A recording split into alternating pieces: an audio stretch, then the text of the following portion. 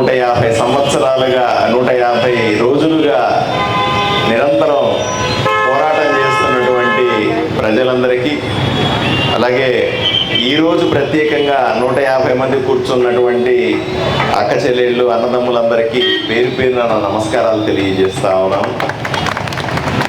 తప్పనిసరిగా ఇది న్యాయమైన కోరిక.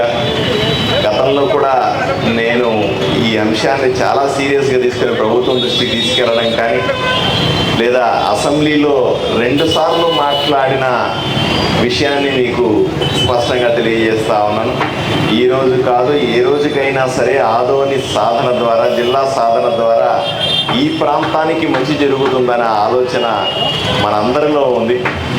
దీన్ని అలాగే ముందుకు తీసుకెళ్ళి వీలైన తొందరగా జిల్లా చేసుకుంటామనే నమ్మకం నాకుంది.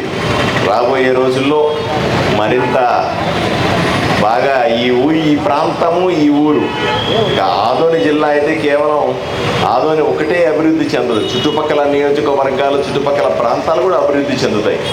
పశ్చిమ నియోజకవర్గాలు అభివృద్ధి చెందడానికి ఇది ఒక మంచి మార్గమని నేను మొదటి రోజు నుంచి నమ్ముతా ఉన్నాను. దీన్ని తప్పనిసరిగా సాధిస్తామని మీలో ఒకటిగా తెలియజేస్తూ సెలవు తీసుకుంటాను. నమస్కారం.